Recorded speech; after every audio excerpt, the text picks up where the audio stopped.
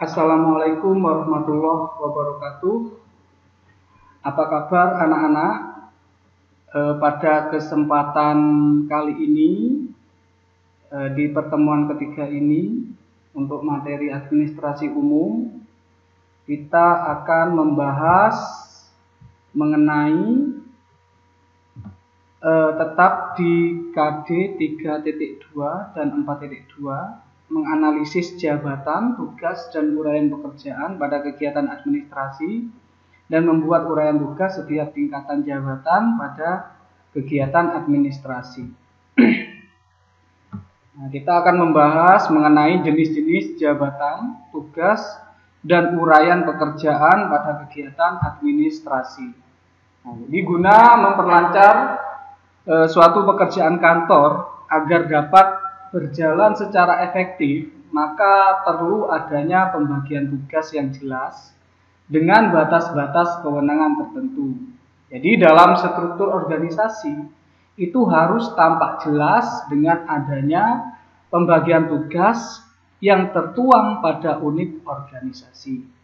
Unit organisasi tersebut dipimpin oleh seorang yang mempunyai kedudukan dalam struktur organisasi yang disebut jabatan. Jadi setiap perusahaan agar memperlancar pekerjaan kantor, setiap unit organisasi itu harus mempunyai kedudukan dalam struktur organisasi setiap karyawan yang ada di dalamnya. Terus kemudian di dalam perusahaan itu ada jenis-jenis jabatan pada kegiatan administrasi. Nah, di dalam kegiatan administrasi itu ada beberapa jenis jabatan. Yang pertama itu adalah pimpinan atau direktur kantor. Siapa itu? Yaitu adalah orang yang memantau dan bertanggung jawab terhadap kelancaran aktivitas kantor secara keseluruhan, mengatur pembagian tugas personil, mengatur mekanisme kerja, dan perlengkapan kerja kantor sesuai kebutuhan. Yang di strukturnya yang paling atas itu adalah kepala atau pimpinan direktur kantor. Biasanya mereka memiliki tanggung jawab terhadap kelancaran aktivitas kantor secara keseluruhan. Terus selain kepala ataupun pimpinan, jenis jabatan pada kegiatan administrasi itu adalah manajerial. Siapa manajerial? Orang yang memimpin dalam pelaksanaan pekerjaan dengan menjalankan fungsi-fungsi manajemen, yaitu planning, organizing, actuating, dan controlling. Terus yang ketiga ada staf atau pembantu ahli. Biasanya pembantu ahli ini dibekali dengan kemampuan atau keterampilan pada bidangnya masing-masing yang tugasnya membantu kepala administrasi maupun seorang manajer. Terus yang keempat itu adalah kepala personalia atau HRD. HRD itu menentukan tenaga kerja yang sesuai dengan yang dibutuhkan oleh perusahaan. Selain itu HRD juga mengatur, mengordinasikan hak-hak pegawai seperti jatah cuti pegawai, santunan kesehatan, dan lain-lain. Jadi di kegiatan administrasi itu ada jabatan HRD. Biasanya HRD itu tugasnya menyeleksi karyawan baru.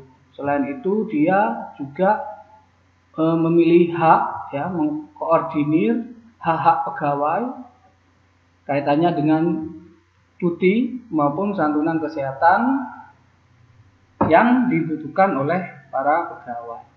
Yang terakhir, jenis jabatan administrasi itu adalah kepala tata usaha. Jadi kepala administrasi.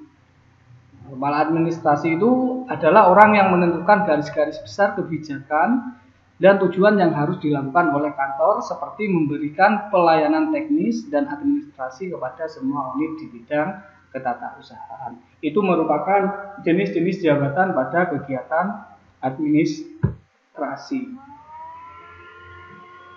Terus kemudian selain itu ada jenis-jenis jabatan pada lembaga pemerintah. Untuk poin ini dibagi menjadi dua. Untuk lembaga pemerintah ada jabatan struktural dan ada jabatan fungsional. Apa bedanya?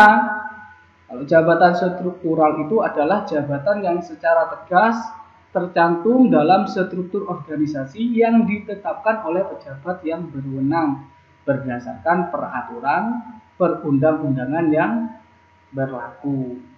Jadi untuk jabatan struktural itu adalah struktur organisasi yang ditetapkan oleh undang-undang dasar atau peraturan undang-undang yang ditetapkan oleh pemerintah. Terus kemudian ada jabatan fungsional, yaitu kedudukan yang menunjukkan tugas, tanggung jawab, wewenang dan hak seorang pegawai negeri sipil atau PNS dalam suatu organisasi yang pelaksanaannya didasarkan pada keahlian dan keterampilan. Nah, contohnya seperti guru yang bekerja di pegawai negeri sipil itu termasuk menduduki jabatan fungsional. Dokter dan lain sebagainya yang memiliki dasar keahlian dan keterampilan pada pekerjaannya. Terus kemudian dalam pelaksanaannya, ya, analisis jabatan itu terdiri dari beberapa tahap, yaitu yang pertama ada tahap persiapan. Jadi sebelum kita menentukan jabatan yang pas untuk karyawan yang ada di perusahaan, biasanya perusahaan itu menganalisa dulu jabatan apa yang cocok untuk aktivitas kegiatan usaha yang dilakukan oleh perusahaan. Jadi kita butuh yang namanya analisis jabatan. Untuk melaksanakan itu kita perlu melakukan beberapa tahapan. Ya, tahapan yang pertama kita memerlukan tahapan persiapan. Tujuannya apa? Penegasan kembali struktur organisasi, terus kemudian inventarisasi jabatan, menetapkan metode pengumpulan data, dan membentuk tim pelaksana analisis. Terus kemudian tahapan yang kedua dalam analisis jabatan itu adalah tahap pengumpulan data. Ada metode observasi dan wawancara. Terus kemudian ada metode kuesioner. Yang ketiga ada metode studi referensi. Dan yang keempat ada metode kombinasi. Jadi kombinasi dari ketiganya, dari observasi, wawancara, kuesioner maupun studi referensi. Yang ketiga ada tahap pengolahan data.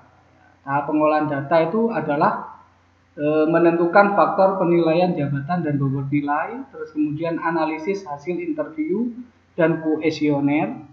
Yang ketiga menyusun uraian jabatan, menentukan sistem personalia, dan yang terakhir mempersiapkan rekomendasi perencanaan tenaga kerja, seleksi dan penempatan pegawai dan lain-lain.